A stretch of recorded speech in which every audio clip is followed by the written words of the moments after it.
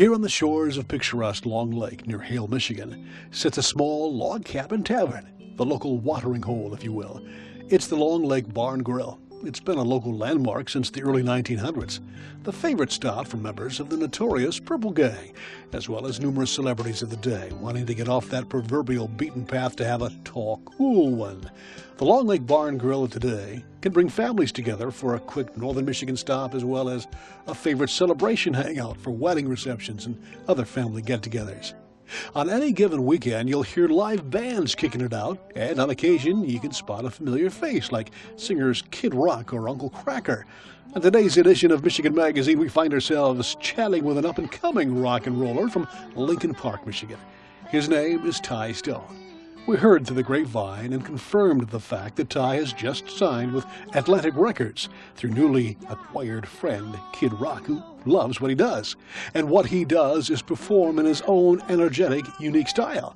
Tonight, we spend a one-on-one evening with Ty at the local Barn Grill, who picks up the story of how, after receiving an out-of-the-blue call from Kid Rock, he was on his way.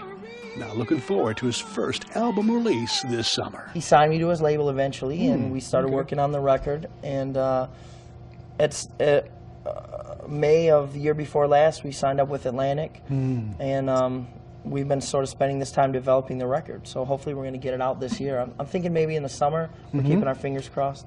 Oh my! Yeah. Isn't that amazing? This from lowly beginnings. I mean, this has kind of been your dream since you were yay high. I mean, you've been in music all your life, haven't you? Had that input and inspiration. Yeah. Absolutely. When I remember being a little kid and just watching my dad play the Elvis songs and old rockabilly music, and to the time I was 11 and 12 and decided I was going to be a rapper and had like a 4-track, when all the kids were like riding their bikes around. That's what I was doing. And then it just developed. At 17, I picked up the guitar and started songwriting, and here I am all these years later still kind of doing it. I think music's the kind of thing, if you decide to do it, it's because there's really nothing else you can do. I mean, it just becomes your life, and that's sort of what happened to me. Well, let's talk about Ty Stone's song, his music. What would you consider yourself as? Well, I always like to say it's Motown soul meets rock and roll, but there's definitely some heavy country influences. I grew up in the early 80s. Everyone was listening to the country music was like pop music then, so like guys like Kenny Rogers and things like that. That was the first thing that kind of got in my brain, that and the oldies like Elvis and things like that. So it all sort of meshed in there. I think that Detroit makes great music for that reason, because guys like Kid Rock have so many different influences that they create sort of a new kind of music. So I mean it's basically all that wrapped into one, I hope. And they're just stories. I also like to write stories for every man. But you work with these professional songwriters, and they can help you sort of take some of your ideas and shape them. I think some of my best songs are the very first ones that I was writing, because that stuff's the most honest. But at some point, it's always good to collaborate with people and kind of use their ideas. So it's interesting. The record's going to be interesting. I think it'll be mostly my music, though. I mean, Ty Stone record's going to have to be Ty Stone songs. Honestly, as early as like 7th grade, I remember writing songs. I mean, it was, like I said, it was generally rap music when I was a kid, but it just developed over the years. So I've sort of been at it for a long time, which was nice, because by the time I started writing music, I'd already kind of been writing for 10 years. So a lot of the stuff that, the mistakes people make early on, I'd already kind of made all those when I first started writing songs. I always felt that I had something going on, but I think when I was in college and my very first band, our very first show was kind of a battle of the bands, and we won. So, I mean, at that point I was kind of like, well, maybe it's not just my head is swollen like this, maybe we're on to something here. As I went out to Los Angeles and found success there, that was another good indicator, because I thought that's kind of a big pond scenario, and I thought, there was a chance I was going to go out there and just get blown away, but it didn't happen, and things went really well. And then with the signing with Kid Rock, like it's sort of been, and then Atlantic, I got to meet Ahmet Ertegun, and he told me he saw big things for me in the music industry, and that was when I was sort of just like, wow, I knew it was real. Okay, how'd your family take this? They're very excited, and they're very supportive. My mom and sister have really made a lot of this possible for me, because at times, in this business, you're broke as a joke. You just don't have 2 nickels to rub together. So it's good to have a support system of people who can, make sure that you can survive when you're not surviving on your own. So they've always sort of supported it. I mean, everyone's had doubts at times. I've had doubts. There's been plenty of times I've gone to bed and be like, this is my last night making music. And then you get up in the morning and you pick your guitar up and you keep going. I got a piece of great advice from a guy named Blue Miller, who's actually a Detroit native as well. He went on to success in the 90s with a country band called the Gibson Miller Band. And his nephew was in a band with me called 2 Days Straight in the late 90s in Detroit.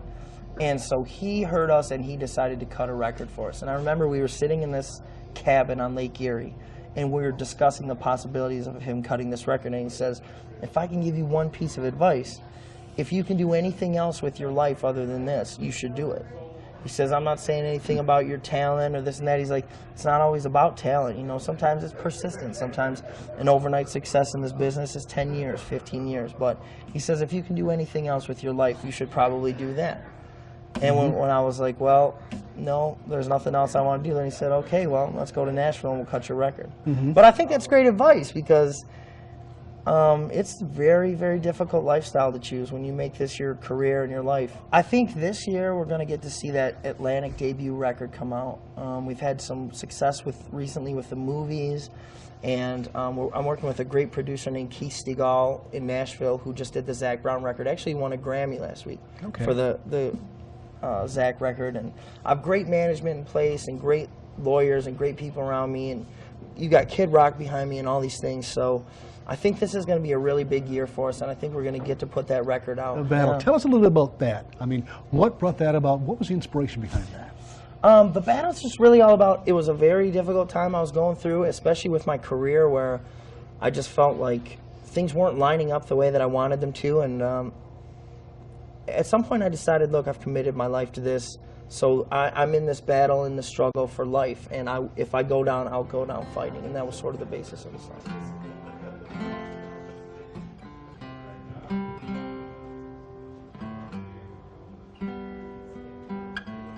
When I was born, they said I'd never take a step. They said, ma'am, your son won't make it. But I struggled on for breath. And I'm still breathing, though the years have come and gone. I've been fighting here for something since the day that I was born, yeah. And if I go down, I go down fighting, strong as hell, fast as I am. When I die, oh, I'll die trying. I'll die trying. Half the world just wants to use you. Bring it on, I'ma be alright. I'ma be alright. And sometimes it feels like I've been stood out in a field with the dogs of war upon me, and God's will my only shield. But I stood my ground there with my arms spread deep and wide, and though they gnashed their teeth upon me, still I would not be denied, no. And if I go down, I go down fighting, strong as hell and fast as lightning. When I die, oh, I'll die trying. I'll die trying. Half the world just wants to use you. Well, bring it on, I'ma be alright. I'ma be alright. And life hits you hard,